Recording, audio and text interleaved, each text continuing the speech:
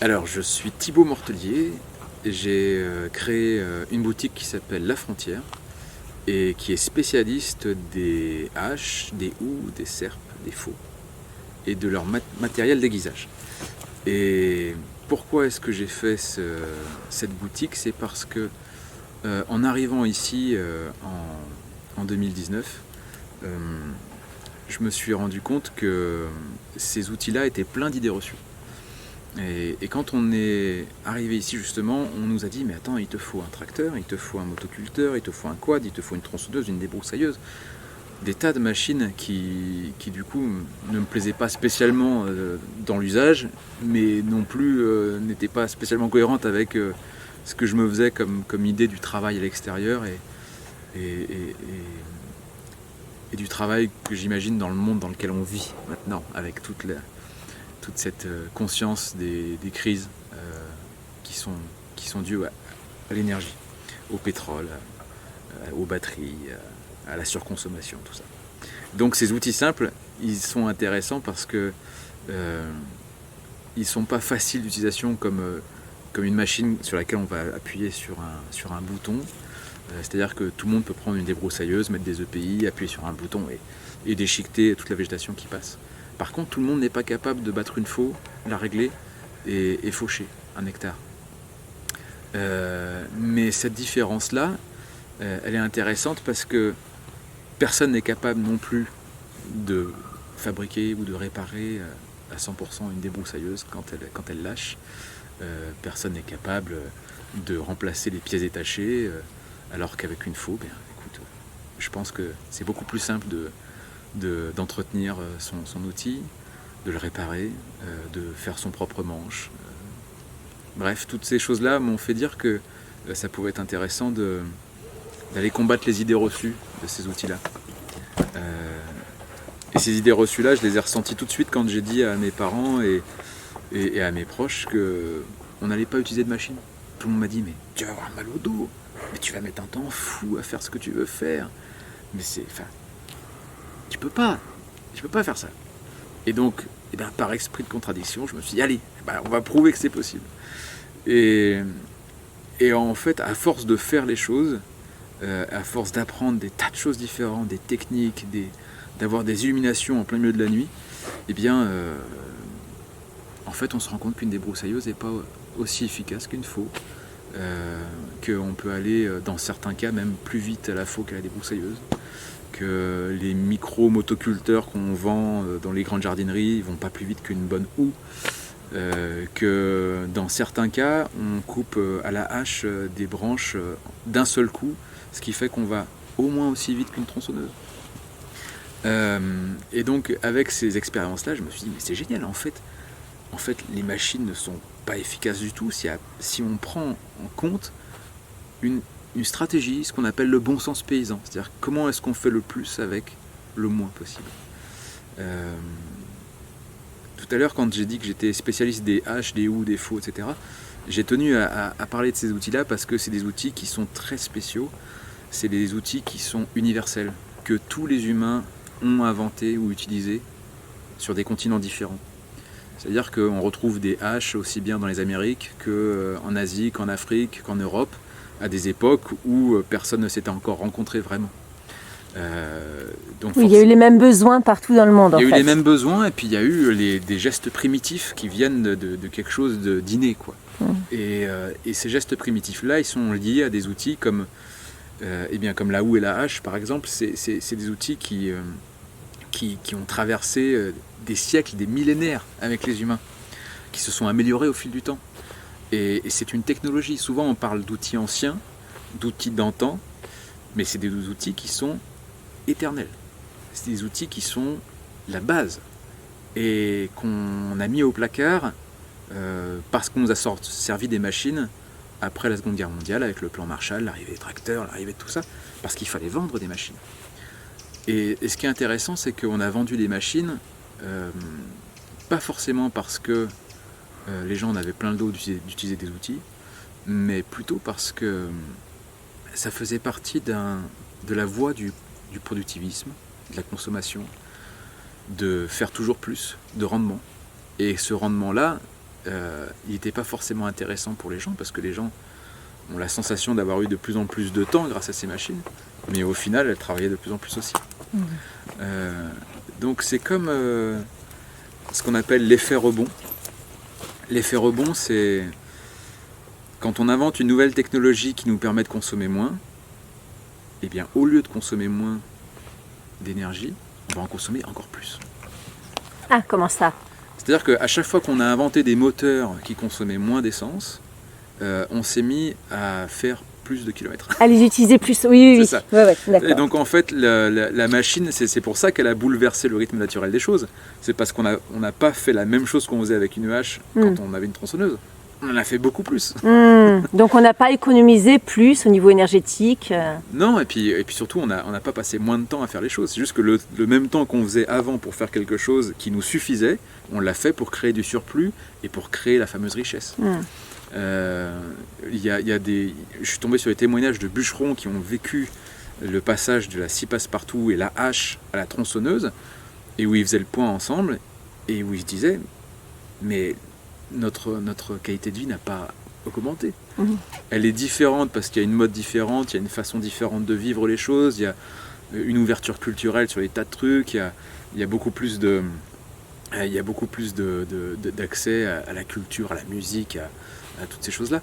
Mais il y a la culture américaine, j'ai envie de dire.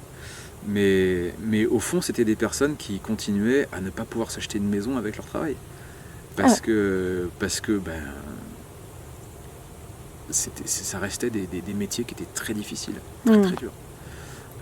Alors qu'on pensait qu'ils allaient être complètement changés par l'arrivée de la tronçonneuse. Et donc toi, tu as découvert que ces outils-là étaient des outils indispensables. Tu les as testés? Oui, je les ai testés. Sur 2 hectares de prairies à faucher tous les ans, sur 2000 m² de jardin, sur 15 terres de bois à produire chaque année. Donc le but du jeu, c'était vraiment de... Alors là où je n'ai pas été bon, c'est sur le jardin pour l'instant, parce que j'apprends encore. et j'ai eu 2 enfants entre-temps, et du coup, j'ai pas pu m'améliorer suffisamment pour être autonome alimentairement.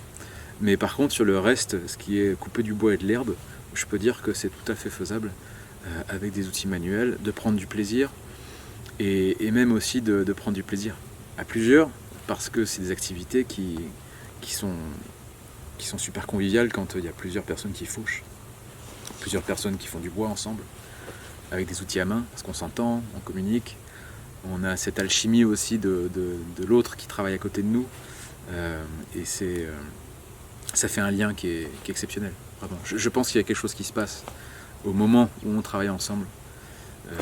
Et oui, parce qu'avant les moissons, on se retrouvait à tout le village pour faucher. Il y avait des concours de rapidité de fauche, etc. Là, le gars, il fait son blé, il est tout seul dans sa moissonneuse-batteuse, donc on n'est pas du tout sur le même et puis rapport humain. On voit bien que les agriculteurs ont besoin justement de casser cette solitude, parce qu'il y a énormément de vidéos d'agriculteurs qui sont dans leur cabine, quoi, et qui filment leur tracteur et le sillon ou la moissonneuse et le camion qui est derrière qui récupère les grains. Et en fait, il y a un besoin de partager. Il y a un besoin d'être à plusieurs, de montrer ce qu'on fait, d'avoir de la reconnaissance, tout ça. Enfin, et donc ces outils-là, ils sont d'autant plus essentiels que c'est des outils qui sont lancés. Alors ça va paraître un peu bizarre, mais c'est bien, parce que du coup, je pense que dans la vidéo, je vais peut-être créer un peu de curiosité à certains moments. Alors, lancer.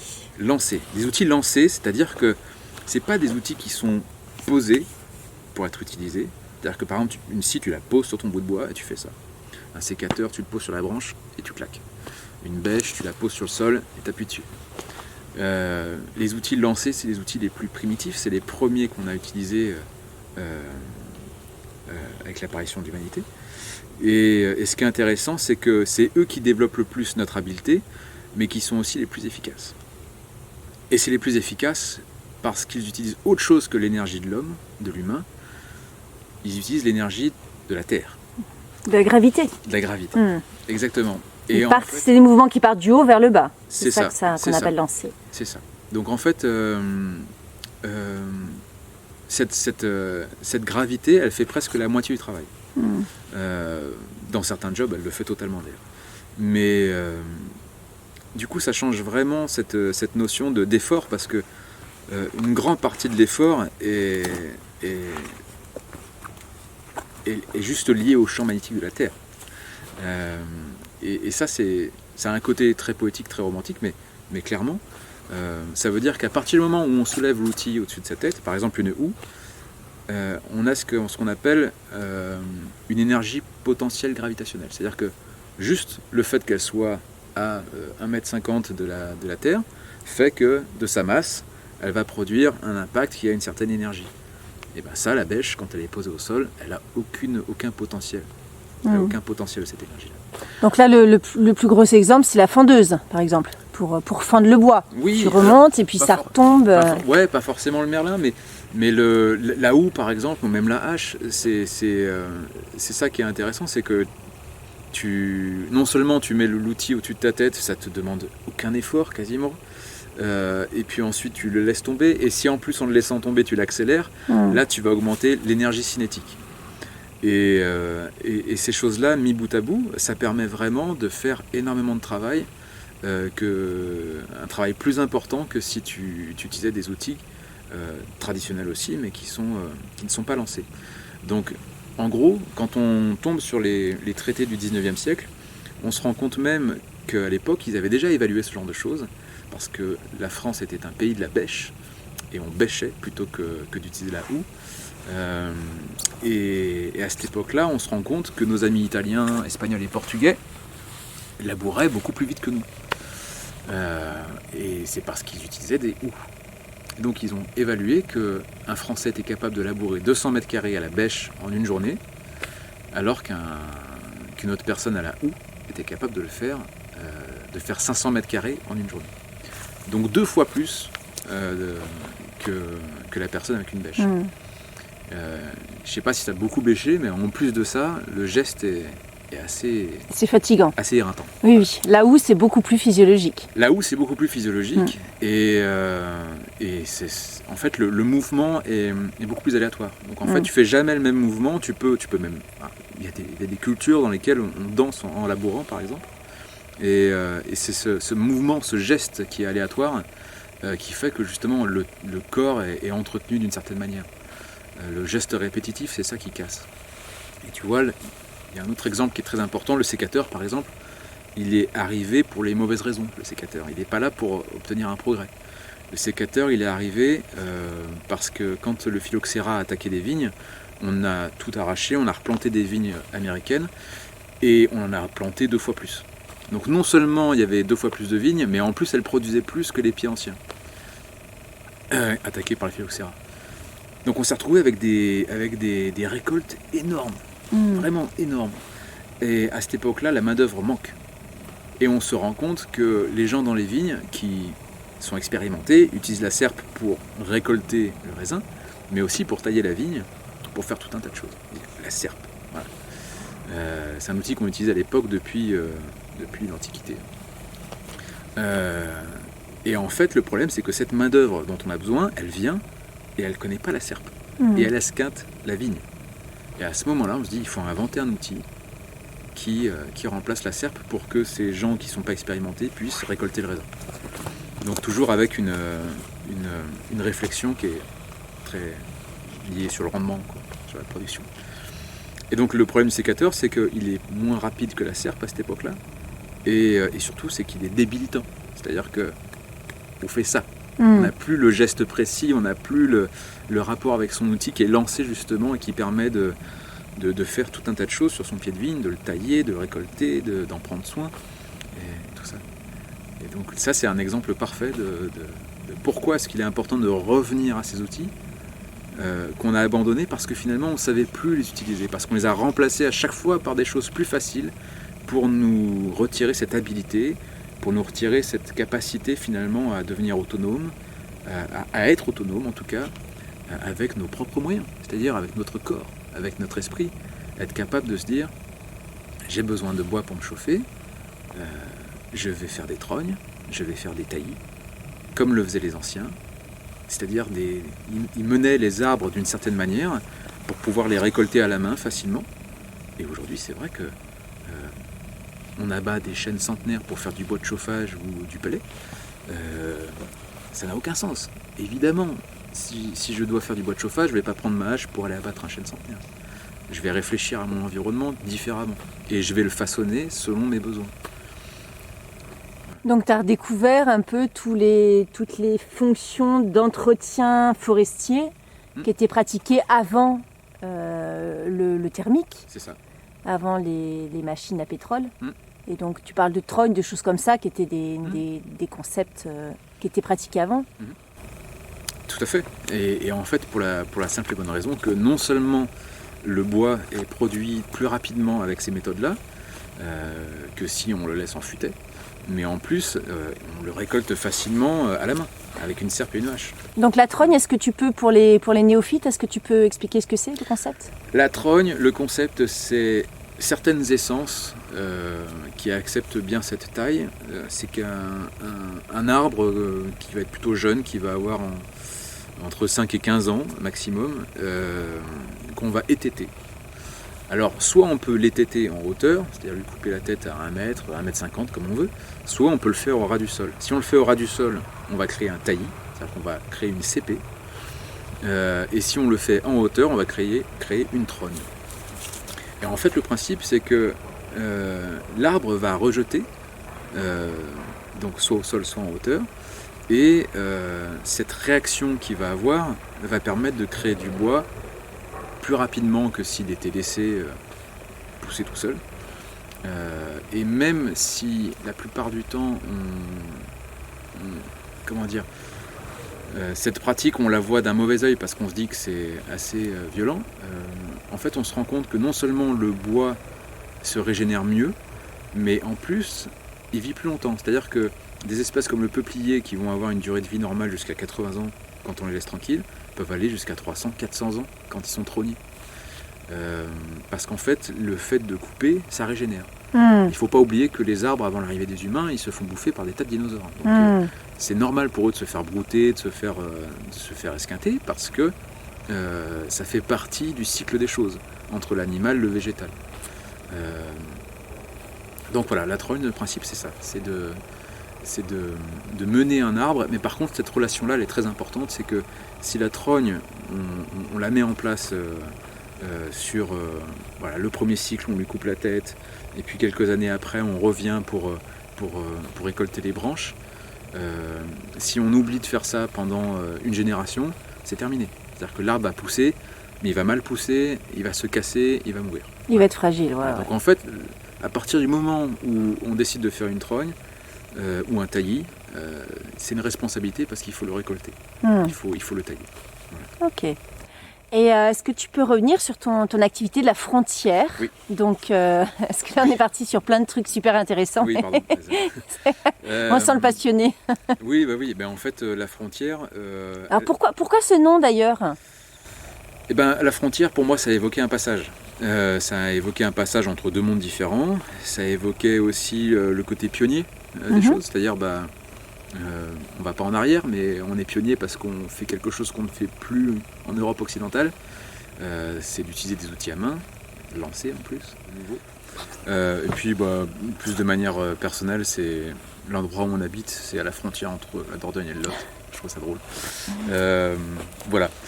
Et en fait, l'activité est née suite à la curiosité que ces outils ont amené sur YouTube.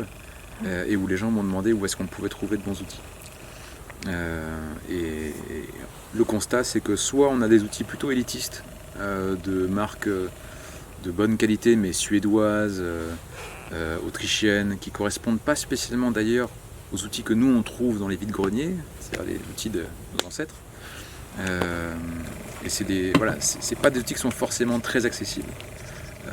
Donc l'autre solution, ça aurait été dans les jardineries de trouver ce genre de choses, sauf que dans les jardineries, c'est des outils qui sont très standards, qui sont des outils d'ailleurs vendus dans des catégories outils de loisirs.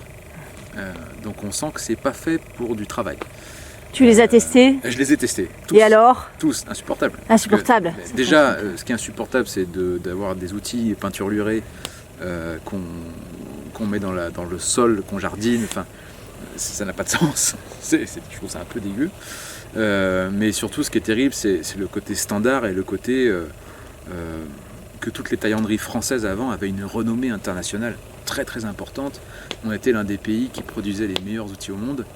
Et aujourd'hui, on est incapable de reproduire ce qu'on faisait avant. Donc j'ai essayé vraiment de motiver Revex, Le Borgne, toutes ces entreprises-là. Tu les as contactées une par une? Je les ai contactées, bien sûr. Pour leur donner tes besoins? C'est ça, et pour leur proposer en fait de faire revivre cette partie-là. Mais très clairement, en fait, je pense que les ouvriers, les personnes qui ont les compétences n'existent plus en France et qu'il faut aller les chercher ailleurs, ces outils. Donc je les ai trouvés en Italie, chez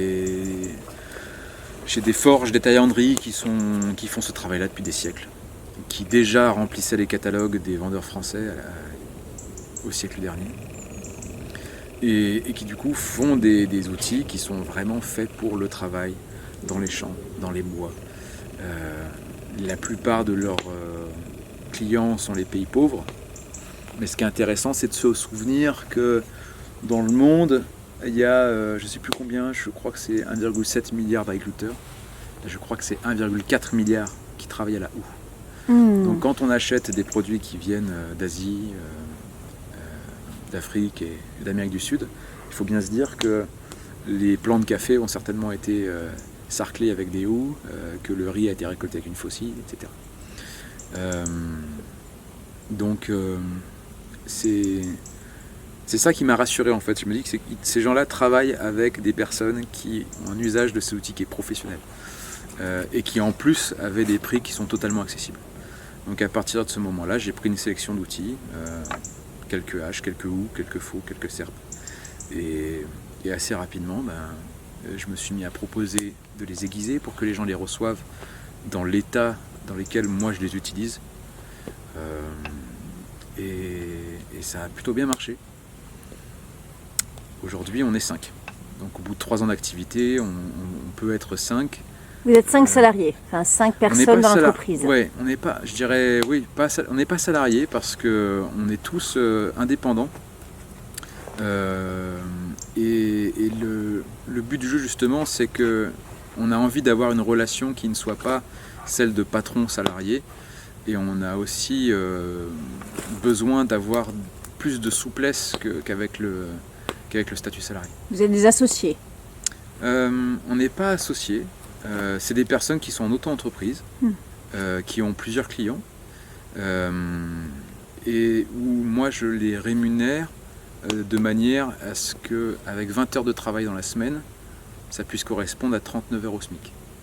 D'accord. Pour suivre une philosophie qui est celle de à quoi ça sert de travailler pour une boutique qui porte l'usage des outils comme une philosophie si derrière tu n'as même pas le temps de faire ton jardin. Voilà. Donc le but c'est quand même de bien payer les gens et de faire en sorte d'être plusieurs pour répondre à la demande, parce que je pense qu'aujourd'hui les gens se rendent compte que c'est une question de sécurité aussi d'avoir ce genre d'outils. Mine de rien, savoir retourner 500 mètres carrés de terrain en une journée, 500 mètres carrés, c'est énorme. Je veux dire, en quelques jours, ça veut dire qu'on est capable de labourer ce qui est essentiel pour une famille de 4 ou 5 personnes. Voilà. Donc quand on se dit qu'on peut faire ça avec un outil aussi simple que la houe, dans les temps qui courent, c'est vrai que c'est rassurant. Mais du coup, pas n'importe quelle houe.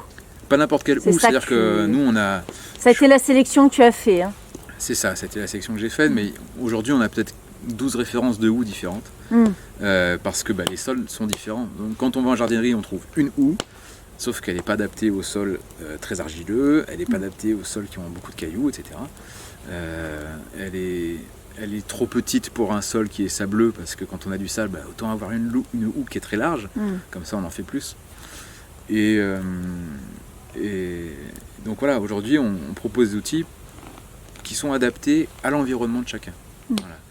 Pour les faux, c'est pareil, on va avoir des lames de faux qui sont plus pour les gens qui aiment faire une fauche tardive, c'est-à-dire qu'ils vont faucher une seule fois par an, pour préserver la biodiversité, et puis les personnes qui vont avoir besoin d'entretenir des jardins, des vergers, mais même des professionnels, parce qu'on a de plus en plus de professionnels des espaces verts. Là, je sais qu'on a l'abbaye de Royaumont, par exemple, dans l'Oise, qui nous achète des outils. On a l'Assemblée nationale qui nous a acheté des outils pour les jardins de l'Assemblée nationale. On a un centre social en Bourgogne qui fait de la réinsertion et qui s'occupe d'espaces verts qu'avec des outils manuels. On a le département de la Gironde qui nous a acheté des haches pour équarrir des sapins qui ont brûlé, qui ont été abattus pour éviter de brûler pendant les incendies des Landes. Donc en fait, il y a ce besoin qui est là. Il y a un réel besoin de la part des particuliers, des structures. C'est ça. D'accord. Et donc le but du jeu, c'est de continuer à aller dans ce sens-là pour essayer de faire revenir cette activité en France. Plus on développe ce besoin-là, plus on peut intéresser malheureusement les entreprises, les plus grandes entreprises qui n'écoutent pas aujourd'hui, mais qui vont se dire peut-être « Ah, ça vaut le coup en fait de former de nouveau les jeunes à la forge traditionnelle, de former des équipes qui vont de nouveau produire des outils de qualité et même les améliorer. » Est-ce qu'ils ont encore les connaissances pour fabriquer ? Parce que les forgerons, tu peux trouver des taillandiers encore, mais c'est très artisanal. On a des super taillandiers artisanaux en France qui sont très très doués, qui ont impressionné tout le monde sur les haches qu'ils ont produites pour Notre-Dame. Ça reste de l'artisanat d'art, c'est-à-dire que c'est pas forcément de la série. Ceci dit, de plus en plus, il y en a qui font beaucoup d'efforts justement dans ce sens-là, qui essaient de revenir aux forgerons de village. Je pense à Martin Claudel notamment qui produit de très bonnes binettes à un prix vraiment accessible. Et ça c'est super parce que cette notion de forge de village, c'est ça qu'on doit retrouver. C'est ça qui va faire que la France va être en sécurité dans les années à venir.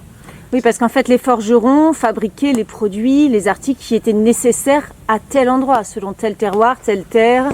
Oui, tel type d'arbre. Donc chaque forgeron faisait ce qu'il fallait pour les habitants du village. Oui, c'est ça. Et puis c'est même une appropriation culturelle qui est super importante parce qu'aujourd'hui, quand tu rentres dans un village de campagne, tu as, attention, vous entrez dans une commune rurale, il y a le coq, il y a l'église, il y a le tracteur.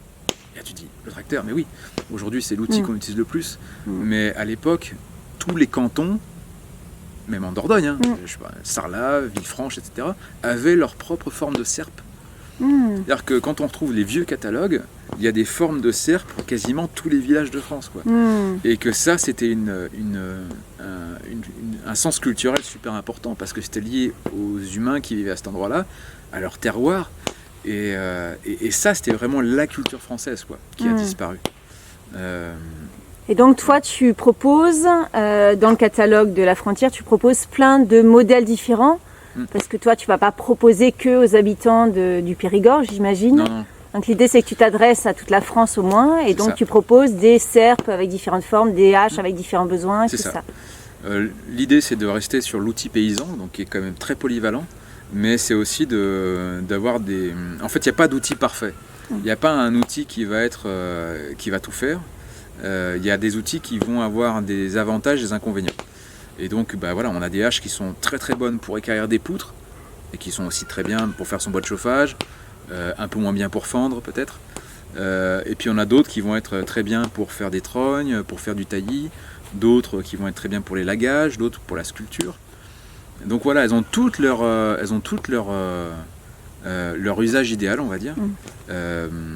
Mais ça reste toujours des outils qui peuvent être utilisés quasiment dans toutes les conditions, mais qui ont leur spécificité, leur point fort, quoi.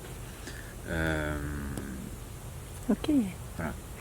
Et projet de développement, d'autres... alors, plus ou moins, on parlait de formation, peut-être ? Oui, il y a pas mal de projets. Parce qu'après, il faut que les personnes acheter une faux, c'est chouette, acheter une hache, c'est chouette. Peut-être que tu fais des vidéos pour montrer. Mais l'idée, c'est de savoir s'en servir, de bien savoir s'en servir. C'est ça. Et donc, en fait, c'est vrai que tu as l'outil, mais il faut l'utiliser parce que tu as la stratégie de comment est-ce que je l'utilise par rapport à mon environnement, de comment est-ce que je l'aiguise et de quel est le geste. Donc ça, c'est vrai qu'on a fait j'ai créé beaucoup de contenu sur Internet pour aider les gens à comprendre les choses très rapidement, avec des schémas, des choses qui m'ont vraiment libéré, qui m'ont vraiment permis de débloquer des choses dans mon esprit et de comprendre comment ça fonctionnait. Donc il y a des gens qui me disent que pour eux ça fonctionne très bien aussi, qui se sont mis à faucher alors qu'ils n'avaient jamais fait, qu'ils n'ont personne pour les accompagner et qui y arrivent juste avec ça. Mais il y en a d'autres qui ont besoin d'être accompagnés. Et il y a aussi des personnes qui ont besoin d'un accompagnement qui est pour des personnes confirmées, j'ai envie de dire. Il y a des maraîchers, des gens qui font de l'espace vert, des gens qui sont viticulteurs, viticultrices, tout ça. Il y a ce besoin-là, et donc le but, ce serait de faire de la formation aussi bien pour les particuliers, mais aussi les professionnels qui ont envie justement de se libérer du machinisme dans leur activité. Et autre développement qui est en cours, c'est pas un secret, mais presque, c'est qu'on est en train de faire, de produire des scies passe-partout en France. Donc c'est de l'acier français qu'on va faire découper à tiers et qui va être aiguisé par nos soins en Dordogne. On va aussi réaliser les manches en Dordogne. Donc la scie passe-partout, c'est la grande scie des bûcherons qu'on utilise à deux. C'est ça. Donc c'est un outil qui utilise aussi la gravité, mine de rien. Parce qu'en fait, il travaille avec son poids. Et donc cette notion-là est intéressante parce qu'elle permet vraiment de réduire l'effort de la personne. Aujourd'hui, les scies japonaises, c'est vu comme par exemple les scies qui permettent de vraiment faire son bois parce qu'elles sont très efficaces, mais elles demandent énormément d'efforts. Il faut forcer, il faut tirer, etc. Et c'est un mouvement qui est toujours le même, il faut toujours tirer. La scie passe-partout, elle fonctionne dans les deux sens, elle peut être utilisée tout seul, elle peut être utilisée à deux, donc encore une fois un outil convivial. Et les derniers brevets sur lesquels on s'est basé pour produire les nouvelles scies, c'est des brevets qui datent de 1926-1946 et qui à cette époque-là sont à l'aube d'être remplacés par déjà les tronçonneuses. Donc c'est pas forcément des choses qui ont été démocratisées, mais c'est surtout des choses qui arrivent au bout d'une réflexion et où on a des formes de dents qui sont super efficaces, qui sont vraiment faites pour couper du bois quasiment sans effort. J'abuse un peu, mais pas tellement. Quand les Canadiens sont arrivés pendant la Première Guerre mondiale pour aider les bûcherons dans les Landes à couper du bois pour les trancher, ils avaient déjà ces scies passe-partout américaines et les gens se les arrachaient, quoi. Parce que vraiment ça changeait la donne. C'est comme de passer de la faux scie à la faux. Voilà. Ouais. Donc ça c'est un gros projet aussi. J'espère que cet hiver on aura des scies passe-partout françaises, parce qu'à ce jour les scies passe-partout c'est soit de la fabrication néo-zélandaise qui coûte 1000 balles, soit de la fabrication anglaise qui est correcte mais qui est vraiment pas top. Voilà. D'accord. Donc là le concept c'est que vous partez d'un brevet des années 1920. Ouais. Et que vous faites fabriquer. C'est ça. Vous faites fabriquer par un artisan à tiers, une entreprise. Alors, c'est pas des artisans. C'est pas des artisans. Ces entreprises sont spécialisées dans la découpe, qui travaillent avec des couteliers déjà. Bien sûr. Sauf que plutôt que de faire un couteau, là on leur demande de faire une scie d'1,50 m. Voilà. D'accord. Donc vous allez les tester vous-même et ensuite les commercialiser. C'est ça. Okay. Et le but c'est de pouvoir même créer tout un réseau, local. Parce qu'on est plein de voisins, amis qui sommes finalement dans cette même passion maintenant. C'est comme si la frontière avait attiré des éléments qui étaient faits pour être ensemble. Et du coup, ça va créer aussi finalement du travail à domicile. Parce que chacun va pouvoir emmener des passe-partout chez lui avec son atelier et avoir une méthode d'aiguisage qui est celle de la boutique et qui permet derrière d'avoir une activité chez soi et qui permet à nous d'envoyer aux clients des scies qui sont dans un super état. Prêtes à l'emploi. Ok, merci. Tu voulais conclure Déjà merci à toi, c'est chouette de pouvoir parler de ça. Ouais, merci. C'est vrai que c'est une passion, alors je pars un peu dans tous les sens, j'espère que c'est quand même assez digeste. Écoute, moi je vais tout laisser et chacun se fera son idée. Ok. Voilà. Très bien. Je pense qu'il y a tout à prendre pour tout le monde. Donc, Très bien. Super. Écoute, non, j'ai pas grand chose à ajouter. Je pas vraiment. Ok, donc vous pourrez retrouver Thibaut et ses outils sur le lien sous la vidéo. C'est ça, merci. Voilà.